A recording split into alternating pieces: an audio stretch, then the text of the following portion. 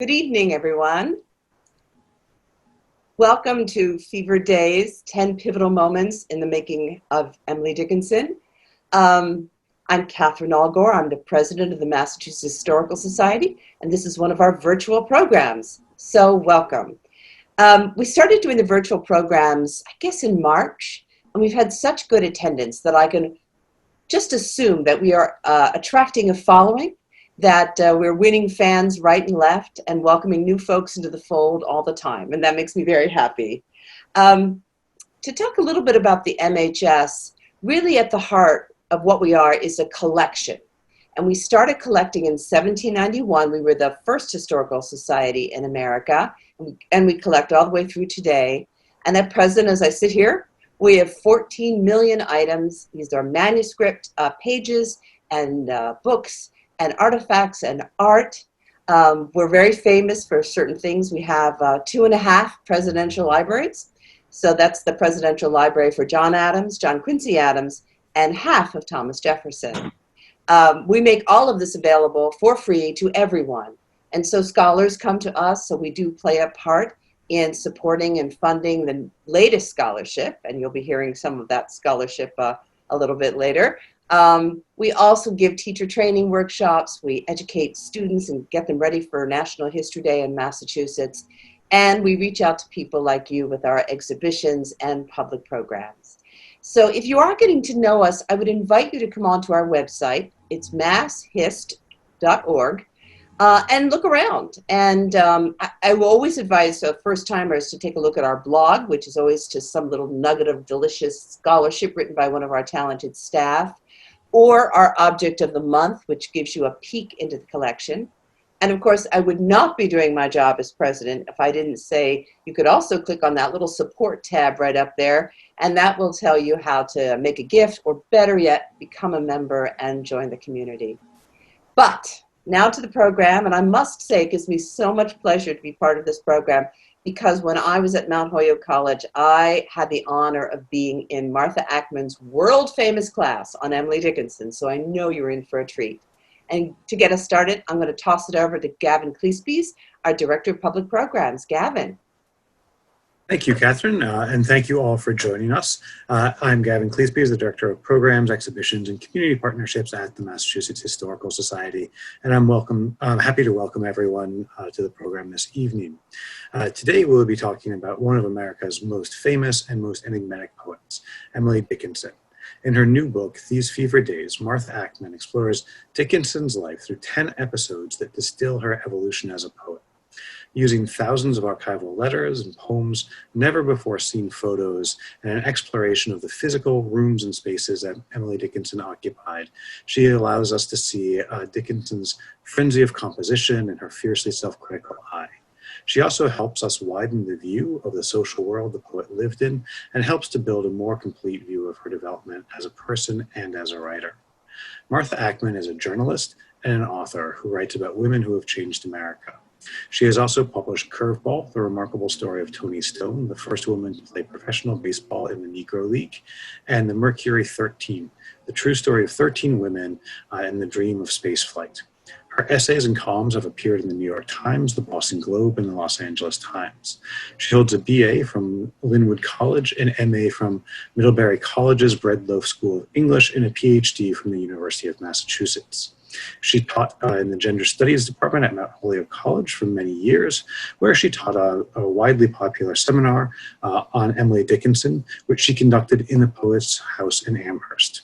She now instructs teachers from across the country through programs including the New England Young Writers Conference and the National Endowment for the Humanities. Martha Ackmann will be in conversation with Cindy Dickinson.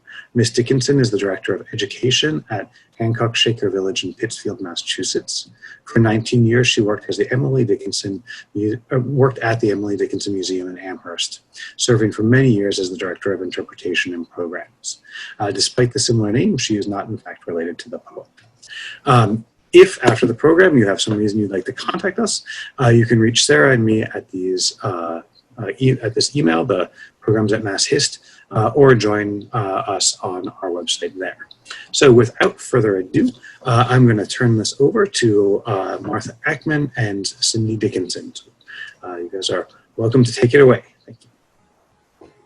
Thank you, Gavin. I'm Cindy Dickinson. You'll see Martha in a moment. I've had the pleasure of being in conversation with Martha now for well over 20 years, and I hope that you will enjoy this conversation that we're going to have as much as I know I will. I met Martha when I began working at the Emily Dickinson Museum many years ago, when she had the idea to have a class about Dickinson at the homestead and to teach that there. And I'm sure we'll begin to talk about that. It was really a wonderful experience, and so many students benefited from that over the years. But I thought that it would be best to begin by hearing from Martha first a little bit about who is Emily Dickinson and why write a book about her. Martha. So good to see you, Cindy, and thank you to the Massachusetts Historical Society, Gavin, and Catherine Algor, whom I haven't seen in so many years. I'm just delighted to be here this evening to talk about one of my favorite subjects with one of my favorite people, Cindy Dickinson. It might be useful to, as Cindy said, to give a little bit of an overview of Dickinson's dates and accomplishments and some of the relevant information in her life before we get going into deeper subjects. Emily Dickinson was born in Amherst, Massachusetts in 1830. She died there in 1886 at the age of 55. She was a middle child. I had an older brother, Austin, a younger sister, Lavinia. Her father, Edward, was a very prominent lawyer in town.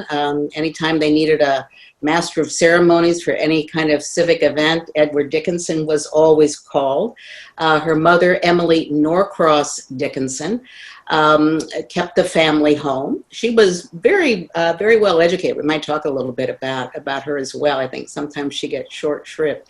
Dickinson herself was well educated. She went to Amherst Academy for what we would consider kind of middle school and high school, and then on to Mount Holyoke Female Seminary, 11 miles away from home in South Hadley, Massachusetts. And that female seminary was the institution that eventually evolved into the college where I taught for many years and where Catherine was a student.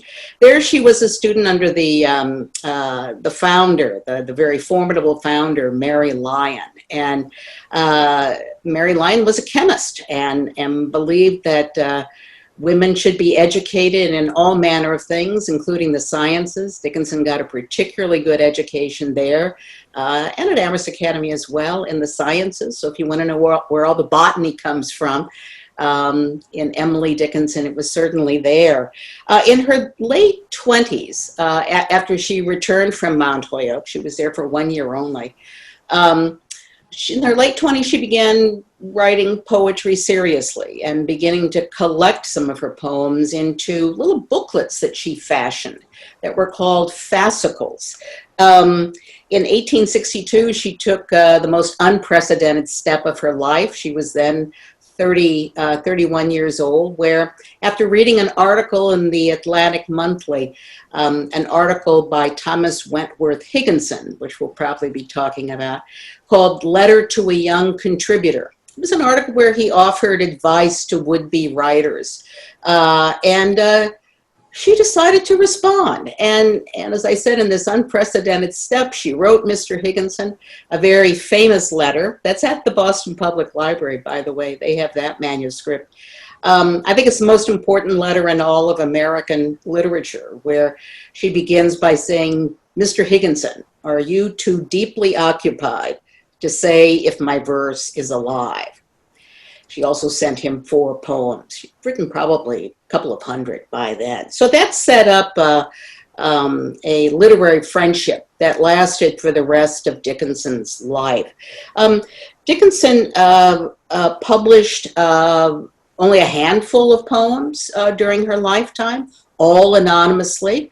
most of them in newspapers at the time, which was a common practice. And editors wanted to see more, but she was hesitant, reluctant, lots and lots of reasons for it, for handing over any more of her poems.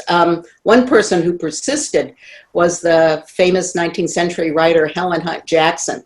We don't hear about her much anymore, but she was a very prominent writer of poetry and fiction and also nonfiction books about Native Americans. She also was an Amherst girl and knew Dickinson from their girlhood.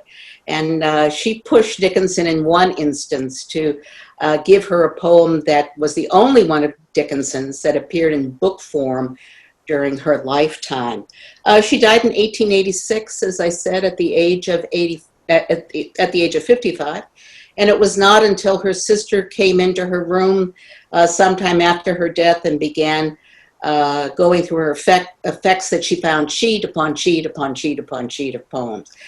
Family knew she was writing. I think they had no idea how much.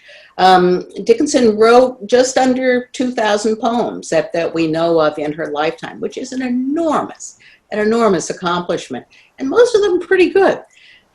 So her sister, after finding the poems, sought help to get them published. Eventually, Thomas Wentworth Higginson, who was the good friend from all those years, and an Amherst woman, Mabel Loomis Todd, put the first edition of the poems together. That came out in 1890, 4 years after Dickinson's death, and it took off like a rocket.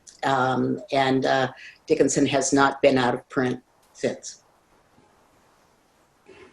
Martha, you've just given us a wonderful outline of Dickinson's life, and we know that in some ways we could stop there. She led what's sometimes described as a quiet life. Of course, she was working hard, but you've helped me to see that what's going on and the way we really need to look at Dickinson and biography is really exploring her interior life. And it seems to me that that approach is what you had in mind when you started working on your book. So tell us a little bit about how you came to choose this, this concept for the book of 10 days out of Dickinson's life, and what were you trying to explore by doing it that way? Sure. I'm a narrative nonfiction writer. That means I use the techniques of storytelling to tell a true story.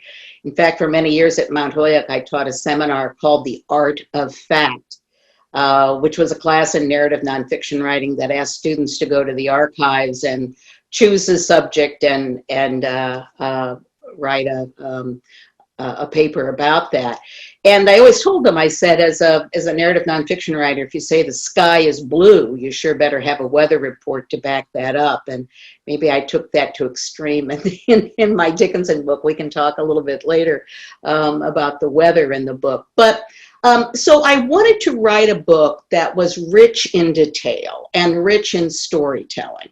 But I knew I didn't want to write the so-called cradle to grave biography. And the reason I didn't want to do that is that there are several that are very good and out there. I didn't want to replicate.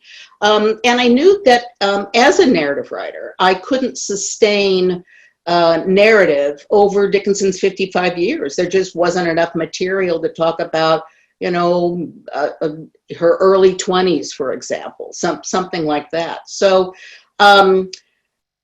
it was because of the class that I taught at Mount Holyoke that I slowly came up with this conceit for the book. As we mentioned earlier, for just about 20 years, I taught a class on Emily Dickinson in the Dickinson Museum in Amherst that Cindy helped me get off the ground all these many years ago. And we had our class right in the Dickinson Museum, right in the rooms where she wrote her poetry. And I noticed that my students, I could only take 10 because that's how many fit in some of these rooms.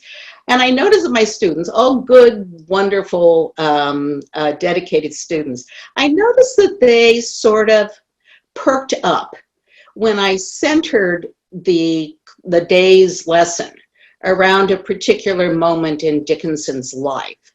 For example, when we were discussing Dickinson's many poems of faith, faith and doubt, religious faith and doubt, we talked about a particular day when she was 18 and a student at Montauk Female Seminary, and she went head to head with Mary Lyon, that formidable founder of the seminary that I mentioned earlier.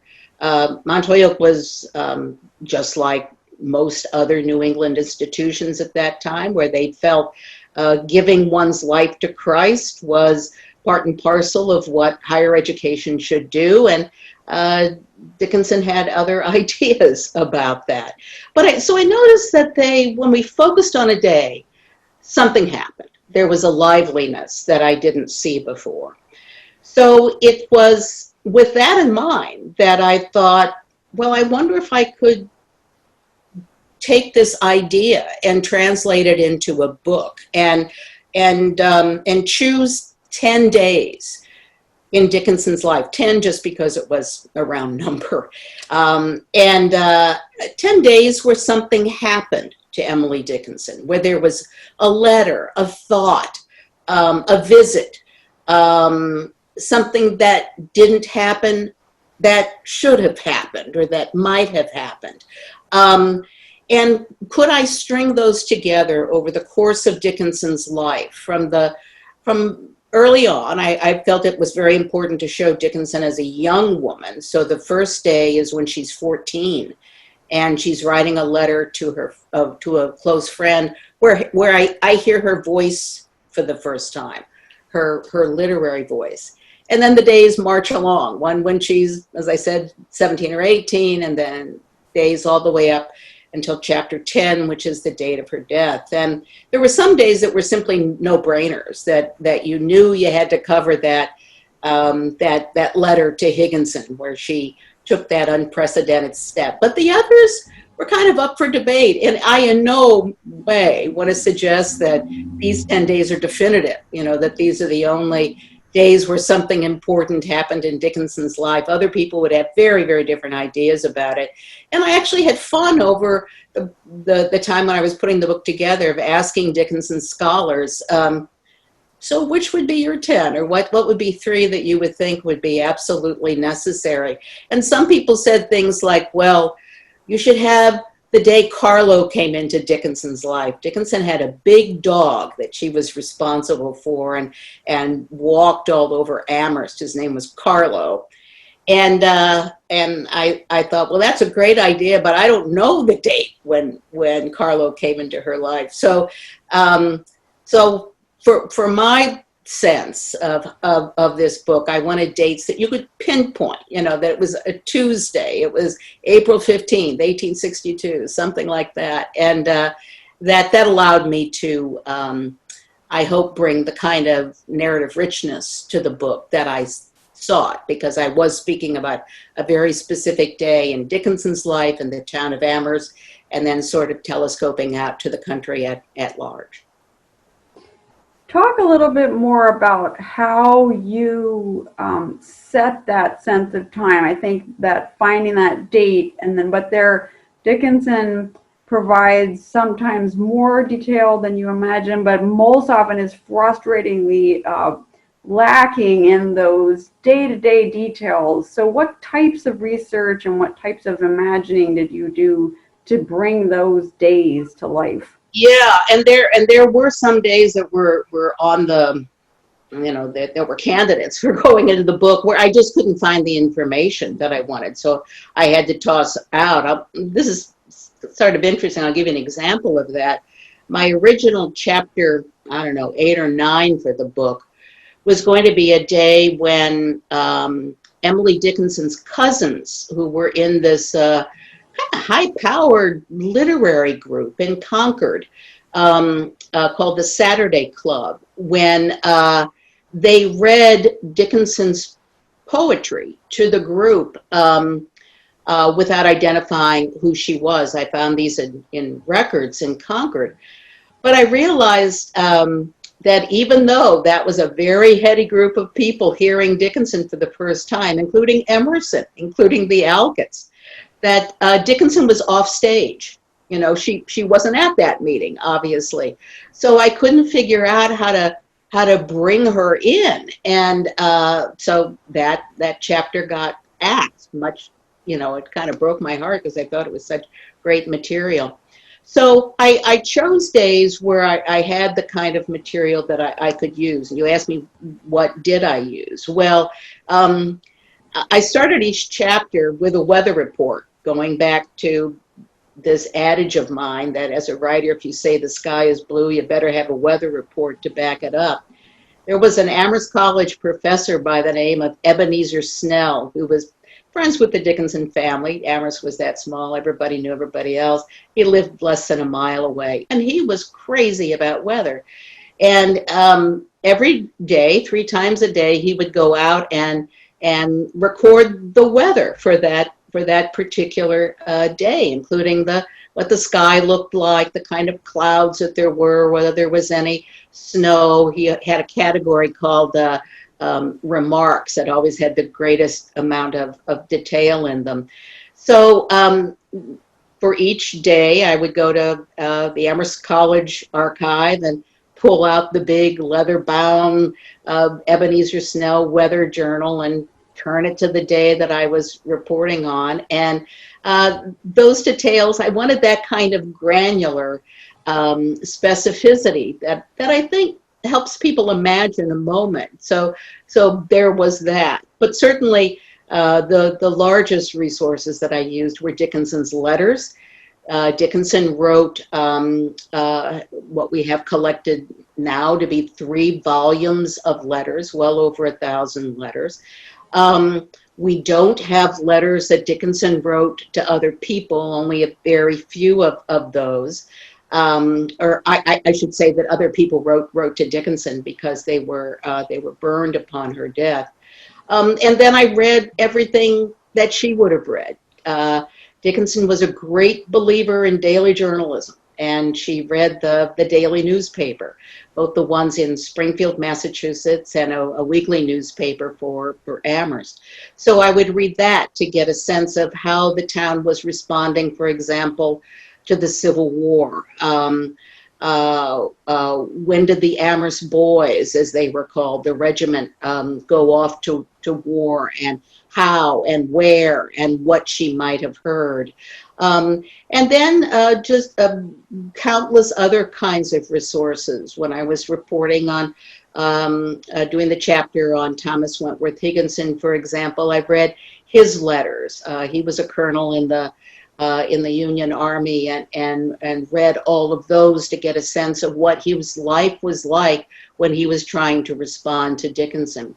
Her poems, I of course read. I saw those as products of her imagination. Dickinson once famously said to Higginson, "When I state myself as the representative of the verse, it does not mean me, but a supposed person." And that was about as stern a warning to future biographers, I think, as you can get. You know, she was saying there, don't read my poetry as autobiography. Certainly her life informed what she created. Everyone's life does. But that was a very stern warning to say, I'm not writing about the daily events here. So I did not take the poems to be a kind of journalistic record of her own life. But then putting all of those layers together, what was happening in her life, what her letters said, what was happening in Amherst, contextualizing that in terms of U.S. history and of course the American Civil War, was ways that I tried to locate Dickinson both in her world and in the larger world of history. That context is so important for Dickinson because I think in so many different ways she can be seen as separate from her own time, from our time. She kind of exists in the popular image as a woman wearing white, not wanting to see people. I think one thing that your book does so well is show us how important relationships were to her. And of course, one set of relationships that was critical was that of the relationship with her family, who she really lived with her entire life. Tell us a little more about both her father, who was very central to his community and even the state in terms of his involvement in politics, and then her mother, who they were very, very different types of people, but she got important things from each of them. Yes, I think taking the parents as a whole, the first thing I would say is that I'm not sure I actually said this in the book, but I've always believed it, that I think the greatest gift her parents gave her was that they left her alone. Was that they respected their children to have independent lives, even though Emily and her sister remained single all of their lives in the family home until the day they died, and their brother Austin lived next door. So they lived very close, but Vinnie, Dickinson's sister, once described the family as being made up of proud and independent monarchs. And I like that a lot because I think it says something about their independence and autonomy.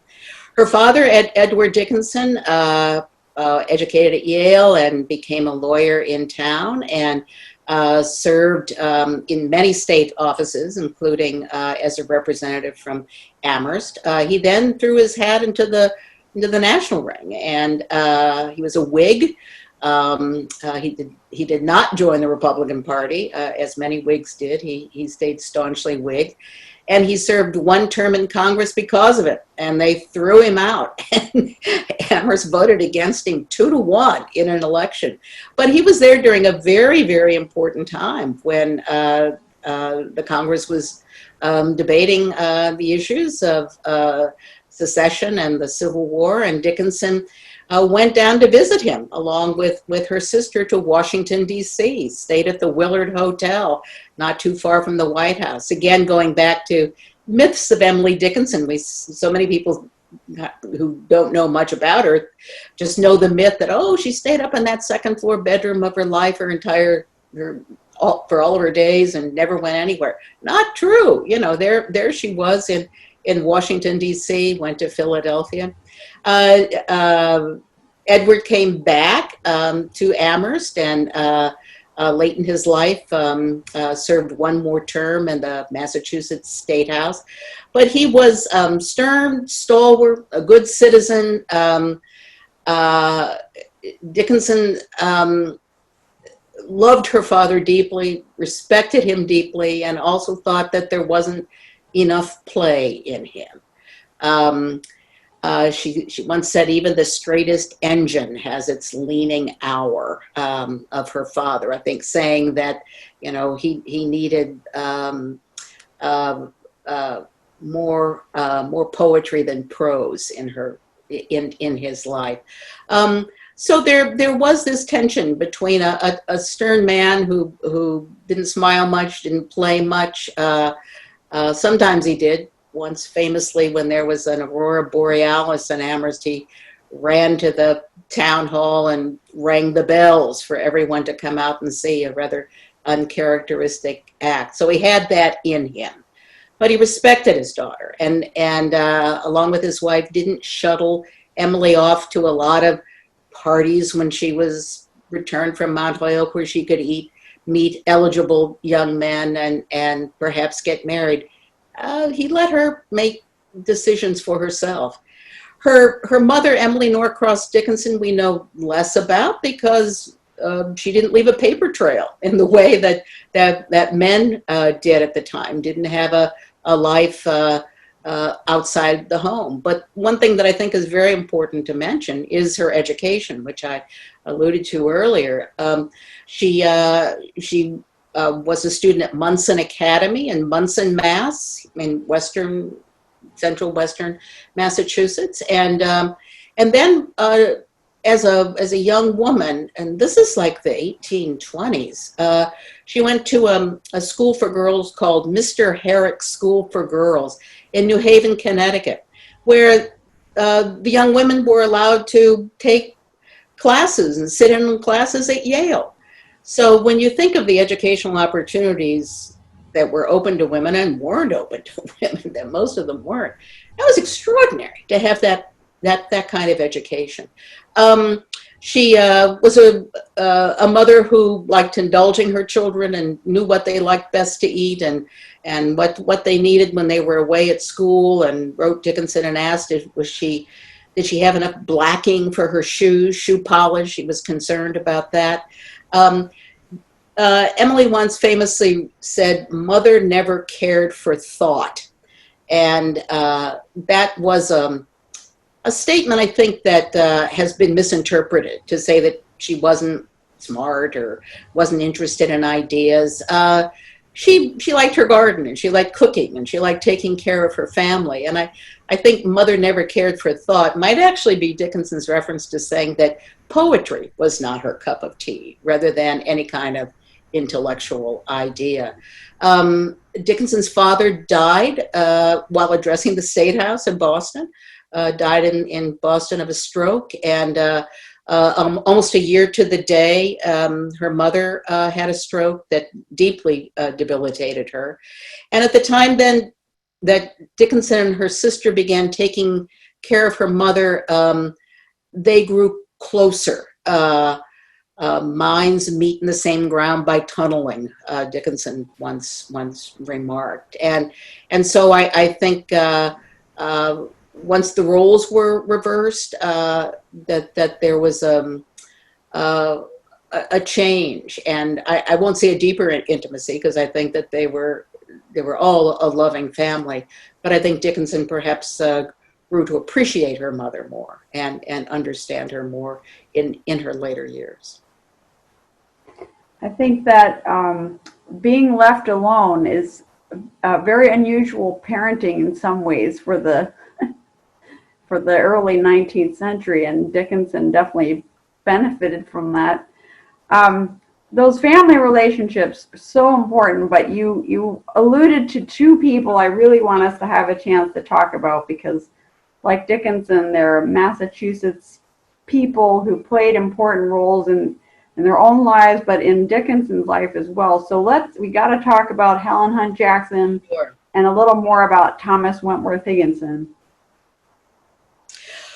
Well, I'm glad you suggested that, Cindy, because I know they're favorites in the Dickinson story of yours, and they're certainly mine. Some of mine. You know, there were three characters in the Dickinson story that I wanted to put front and center, and I wanted people to reconsider. One of them was Mary Lyon, the founder of Mount Holyoke, who I think sometimes gets misunderstood as being a kind of religious zealot, and I have a very different view on that. And the other two were Helen Hunt Jackson and Thomas Wentworth Higginson. I wanted to give a new interpretation, a new reading of their influence on Dickinson. As I said, Helen Hunt Jackson, I just love her. If there weren't a terrific book already written about Helen Hunt Jackson by Kate Phillips, I think I would venture one myself. But as I said, she was an Amherst girl, the same age as Emily Dickinson. I'm not mistaken, born around the exact time of Dickinson. And she was a handful. She asked a lot of questions. She wasn't a silent girl. She was a little bit rambunctious. She would run away, or rather go on adventures. Her parents thought she needed a little bit sterner hand, so they sent her away to boarding school, and then she kind of bounced around. She also had very, very tough beginnings. Her mother died when she was relatively young. Her father followed soon after. He was an Amherst College professor. And then she was sort of shuttled around from relative to relatives, and finally ended up, and at this point, of course, Dickinson, they weren't able to maintain their friendship because Helen was in another state. But she finally ended up in New York, and just a person with a great spirit of living, with all of those tragedies that befell her early on. They didn't squash her sense of adventure, her zest for life. Her letters are a joy to read because they are so filled with that kind of enthusiasm for living. She married a military man. They moved to Washington, D.C. Dickinson and Helen almost connected then when Emily made her trip down there, but they didn't quite. And she had one child with Colonel Hunt, Major Hunt, I believe. And that child died as an infant. Another son soon followed. And then she lost her husband in a terrible accident in the Navy Yards. And so there she was at age 30, having lost two children, both parents, a husband, and she was looking for a way to bring purpose to her life. And she wrote that it wasn't until she hit rock bottom that she finally was able to write something that she had always aspired to, but was going to too many parties to actually pull off. So she first wrote travel logs, and then she wrote, and then she began writing kind of character sketches, and then poetry followed. That is really quite good. And it was at that point that she was living in a boarding house with, guess who? Another boarder was Thomas Wentworth Higginson. And it was Higginson that put the two women back together again and renewed their acquaintance. And by this time, Helen had moved to Colorado. That's where she began to really absorb the plight of the Native American, and she would make trips back to Amherst, and so she became reacquainted with Dickinson and would not have it when Emily Dickinson said she wasn't interested in publishing. She was too shy, and when Helen had an opportunity to get one of Dickinson's poems published in a book form, she really stuck it to her. And I think Helen kind of represented a lot of the editors and literary people who were interested in Dickinson's work during the lifetime, but who, when Dickinson backed off, they didn't push her. Helen did. And Helen once wrote to her in a letter, she said, "It is a wrong to your day and time that you do not publish. When you all are what men call dead, you will be ashamed that you were so stingy." So I like that she called Dickinson on it, and Dickinson responded well to that. I think she respected Helen a great deal, and they remained close. The letters that were exchanged were some of the most beautiful letters, I think, in all of Dickinson's corpus of writing. So you can see, I liked her a lot, and I wanted to put her in there because of in some ways that she was the antithesis of Dickinson, in terms of being out in the world and publishing so much. She had to publish, was the way she made a living. But I also think it was very important that she was very important as an influence of showing Dickinson what a literary woman was and could do. And then Thomas Wentworth Higginson. He was an essayist. He went to Harvard College. He was a failed minister. He got in trouble because he took too ardent a stance on abolition with his congregation in Worcester. And when the Civil War broke out, he said, "I can no longer stand on the wayside and write essays." He felt it was a moral imperative to be involved. So Higginson led the first Black regiment in the Civil War. Some people get that confused, but it was Higginson indeed, and served in mainly South Carolina. And when he received Dickinson's letter asking him to look at the 4 verses that she sent, this is before he had enlisted in the Army, he was just bowled over by it. He wrote her back immediately and just shot about 16 questions at her. "Tell me who you read. What is your education? Who's your family?"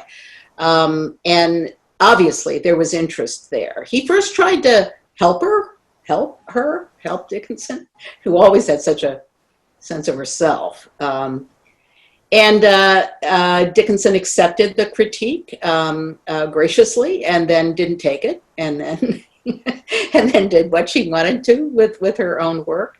As I said, he served in the Union Army, and their letters continued during that time. He was wounded, and then got, I think it was malaria, and just couldn't get better, and eventually left the Army. And it was at that point that the family then, he and his wife moved to Newport, where they came across Helen Hunt Jackson.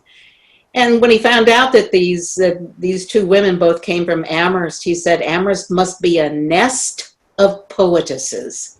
What's in the water there in Amherst, Massachusetts, that's creating all these great women writers? So I think, if I had to say what was Thomas Wentworth Higginson's contribution to Emily Dickinson, that correspondence that began when Dickinson was 31 and lasted until the end of her life. He came out to Amherst to preach her funeral sermon, or remarks. It wasn't a sermon. I would say his contribution was constancy, that he remained a good friend who understood her, and here we go again, and understood her well enough to leave her alone. And so the gift that I think he gave her was a validation of her own identity as a poet, and then generosity and friendship and constancy. And I think those are no small gifts. Well, before we turn this over to our audience to find out what they're curious about, I want to ask you a question about something that we're skirting around, what's there for us, and that is about her poetry. That's why we're here. That's why Dickinson is so well known. That's what Higginson and Jackson were, urging her on to share with us. And what about Dickinson's poetry have you come to see differently in the years you've been working on this book than perhaps you understood when you first started out? Yeah. Well,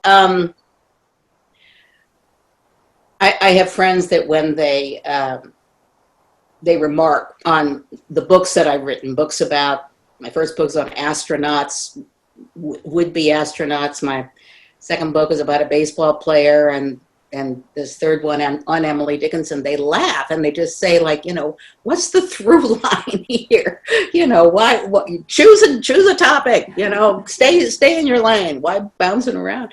And I always answer by saying, well, I choose topics that interest me, that I want to spend, years of my life thinking about. But I also choose topics that I think I'm always raising the question in my mind, what is America? What can we think about this country we're living in by looking at, in the case of my books, 3 very different perspectives. And with Dickinson, I think what I learned about America had a lot to do with the question you're asking. If I could say, what is one quality of Dickinson's verse that is distinctive? And that is this, that Dickinson is most concerned about the space between the reach and the reality. And whether that be faith, how far she can accept the notion of faith before she just can't go any further. Whether it is the, kind of taking the larger view of the country, whether it be the promise of this country and the reality of it, whether it is whether it is love and its realization. Dickinson is not as interested in when love is achieved, or when faith is embraced, or when or when she's searching for some kind of certainty in life. She is not interested in certainty. She is interested in the inches before you get there. And those inches are filled with questions and doubts and strivings that are not achieved. And so, in some ways, I think that's what this country is all about too, the noblest goals that still haven't been put into place, been realized. So Dickinson has many poems that use images of a kind of nothingness.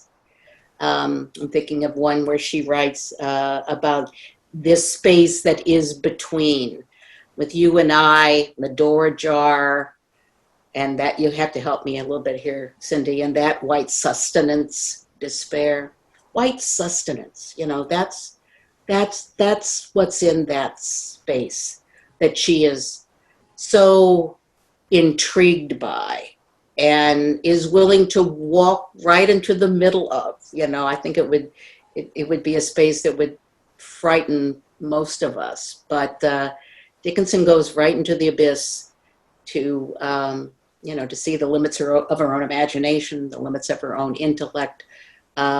She's always in search. Those inches you talk about, they can be so frustrating to people who are new to Dickinson, and yet that's the glory of her work, is that Absolutely. We have to live in those inches too. Their life is not just filled with all the answers, and if Dickinson knew that. Exactly. Well, Martha, thank you. I want to bring Gavin back into this conversation and let him be our audience for us and share what they'd like to ask you about your book and Dickinson. So, Gavin? Thank you very much. So we have a question. It says, one of the depictions of Dickinson is of a spinster. Can you talk about the possible romantic partners in her life? Sure. The spinster, that's part of the whole myth, the woman in white in the second floor bedroom. Yeah, Dickinson lived passionately, and she also writes passionately about love. And going back to that statement about when I state myself as a representative of the verse, it does not mean me, but a supposed person. She's in a sense saying, if you're reading these love poems to, get involved in who was the lover in Dickinson's life, I'm going to make life pretty difficult for you and frustrating, because she's not going to name it. I'll talk about a couple of people. In Dickinson's later years, when she was in her 50s, she became very close to Judge Otis Lord. Judge Lord was a judge in Salem who was a good friend of the families, and was a man of her parents' generation. He's quite a bit older. And there are, I don't know, a dozen or more letters between that Emily Dickinson sent to Otis Lord that can be described in no other way, at least in my reading, than love letters. She talks about, evidently he teased her with a nickname, calling her Jumbo, and she responded, she said, Emily Jumbo. You know what is a sweeter name? Emily Jumbo Lord. There's some indication that perhaps he proposed marriage. He was a widower. She responds by talking about moving to Salem. That is something that I could not imagine Emily Dickinson doing. She was much, much too deeply rooted in Amherst for that ever to happen. Tragically, Judge Lord became in ill health and eventually died. And so I think that was a love interest that did not end in any kind of marriage. The other person I'd speak about is her sister-in-law, Sue. Much has been made recently of a possible lesbian relationship between Emily Dickinson and Sue. Dickinson sent more poems to Sue than to any other person in her life. Also letters of great intimacy. I don't find any evidence of a sexual relationship between the two women. Sue was a tough cookie. I mean, they both were. And there were periods in their life where they didn't even see each other. I mean, they lived next door to each other. And yet they did not see each other face to face. As I said, I don't read those letters as evidence of a romantic relationship. But I would certainly say that no other person in Dickinson's life, in my judgment, meant more to her, understood her more deeply, amid all the complications, the ups and downs of their relationship. And to deny the centrality of Susan Dickinson in the poet's life, I think is a great mistake. Thank you. So we have Mimi has raised her hand, so we're gonna allow Mimi to unmute herself if she would like to. Thank you, Gavin.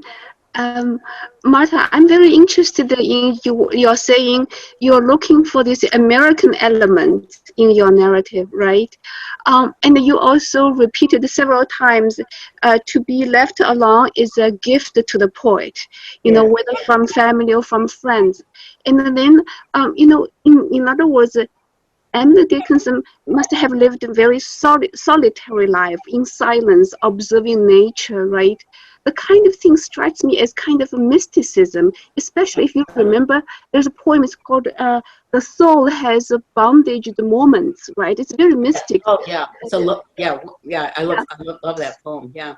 So Martha, do you see this kind of, first of all, is it mysticism to you? Second of all, is it a part of the American element in Dickinson? So wonderful question. I don't know that I see it as mysticism. Maybe I don't know enough about mysticism to be able to make that claim. But I would say that Dickinson, again, kind of confronting some of the myths around her, that Dickinson lived a life both of retreat and contemplation, of saying to the outside world, there's another world that I want to investigate here, and that is a world of the interior, of the mind.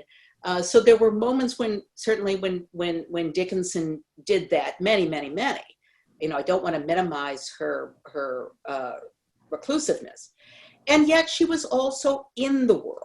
And I wanted to make that point, that it wasn't an aloneness that was unmediated.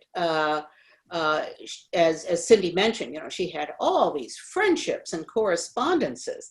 She had family right outside her bedroom door. She had her sister and brother-in-law, her brother and sister-in-law. The Dickinsons lived on what was at that time the Boston Post Road, the main road between Amherst and parts to the east. So she saw all that activity outside her window, and she walked that big dog Carlo over hill and dale, all over Amherst. So we need to correct the notion of Dickinson as separate from her community. So I think it was that kind of going in and out of both the interior world and then the world at large. One thing I failed to mention, I just want to make this point about Dickinson being in the world, is that Dickinson in her later years suffered from eye problems. Excuse me. And they were so bad that she had to seek out a doctor in Boston. And she lived for 2 periods of her time, of her life in her 30s in Central Square in Cambridge, and we don't think of Emily Dickinson in that way at all, but that truly happened. Dickinson was there when Lincoln was reelected. Dickinson was there when Lincoln was assassinated. She heard marchers on what is now Mass Ave, heading toward Harvard with torches and lit torches at night in a political parade after Lincoln's election. And but I want to make that point, but I also want to make the point that Dickinson's interior life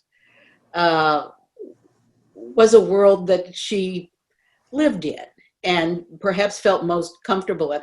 Cindy, I know one of your favorite poems, we've talked about this before, is "The brain is wider than the sky." Yes, true. That's the opening line of it, and that's a wonderful response to your question, I think, or at least a good jumping off point to say that the world that Dickinson discovered in her own mind was expansive and terrifying and thrilling, and maybe didn't that nothing else held a candle to. Great. Thank you very much. Another viewer said, Thoreau once remarked that Concord, Mass. Was his Rome. Did Amherst play a similar role for Emily Dickinson? Oh. Point out that I actually live in Central Square in Cambridge, so I had no idea Really? to live there. Isn't that wild to think about? Is Bishop Allen's Drive still a street in? Yeah. That's where she lived. That's Really? Yeah, that's where the boarding house was. Yeah. That's amazing. Yeah, it is amazing. It's truly amazing. Was Amherst the equivalent of Thoreau's Concord is Rome? That's that's the easiest question I've had all night. The answer is yes. Absolutely. Absolutely.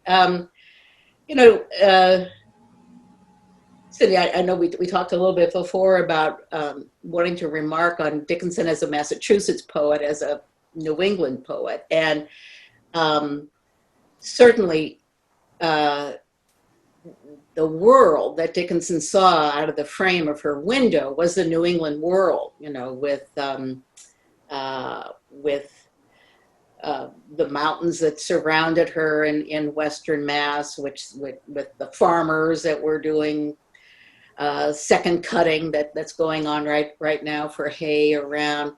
But it was also a world through which she could see, not only Amherst, but then everything in a much, much larger way. Dickinson's poetry is also characterized by not being so very, very specific, that that one can only imagine that it's describing the common in Amherst. But she takes those metaphors and enlarges them so that they have relevance and meaning and reverberate not only to people who know nothing about Amherst, Massachusetts, but also across the centuries. I think the question about why is Dickinson endured? Why are we still reading this spinster poet living up there in her bedroom in this country town? And it's because of her relevance. Is because that she takes those images that sometimes knock our socks off. That they're just so fresh that they make us see the world in ways that we hadn't seen it before, which is always the quality of great poetry, but that also reaches out and becomes relevant to people in a different time and different place. She gets at the big questions of what it means to be alive, and who among us hasn't asked that question? So I think we have time for maybe one more question, and a person wrote in and asked about the never before seen photos and where did they come from. Oh, with is it sort of surprising at this point to find something new about Emily Dickinson? Well, don't get too excited here. Don't think I found new photographs of the poet. We only have one that is that is authenticated. That's a picture when she was, a photo, a daguerreotype taken when she was probably at Mount Holyoke when she's 16. I always think that that's so unfortunate because it freezes Dickinson in our minds, you know, as this 16-year-old, and we can't quite imagine her maturing and what she might look like as an adult woman. You know, imagine if you were known forevermore by your high school graduation picture, you know, that would. Or your driver's license, Your Martha. driver's license, exactly. No, the never before seen photos were photos that my neighbor took. I am so lucky to have James Garrett as a friend. I used to be a colleague of mine at Mount Holyoke, and he lives just through the woods here in Western Massachusetts with me. And James is a remarkable fine arts photographer. And he took a lot of interiors of Dickinson's home that we've never seen before. For example, one of my chapters begins with Dickinson coming home after being treated for her eye problems, coming back from Cambridge. And she had been forbidden to read. And the first thing she did when she was discharged was that she went back to Amherst. She went up into the attic. She got the family Shakespeare, and she read out loud as she could. She talks about this in a letter, reading one of the Henry plays. And I wanted to see that, again, going back to the narrative nonfiction and trying to use the techniques of storytelling to tell a true story. So I called up my friends at the Dickinson Museum and said, can I get up in the attic and read a little Shakespeare and see what the light looks like up there? It's been changed somewhat, but not entirely. And so James took some just stunning photographs of the attic. But the thing that I should have mentioned before I went on this long ramble, is that you know, another part of Dickinson's myth is her white dress. She didn't always wear white. She didn't have just one white dress that she washed over and over again. But we do have one of Dickinson's white dresses that's at the Amherst Historical Society, and it's on a form, and we were allowed to take that, you know, that famous delicate dress out of its form and do some, James did some stunning close-ups of that. The pocket, you know, Dickinson had the dress design. What poet wouldn't have a dress with a pocket in it, you know, to put a piece of paper and a pen? Actually, we could only use one of those photographs in the book. And I was just brokenhearted about that because I thought there were so many really, really great shots. So I did a piece for the Paris Review that you can Google it, Dickinson's white dress, and it's just all the other photographs that James took of that dress, and they are really something. Great. Well, thank you very much. It was a very interesting conversation, and I certainly learned new things about Emily Dickinson and new things about Central Square. So we, of course, encourage everyone who's on the program to consider buying a copy of the book. The Porter Square Bookstore, a locally owned independent bookstore in Cambridge, is actually offering a 20% discount with code FEVERED2020. So you can visit their website. And if you enjoyed the program, we also hope you'll consider supporting the Massachusetts Historical Society. So I want to thank Martha Ackmann and Cindy Dickinson for a wonderful program. And I hope everyone has a wonderful evening.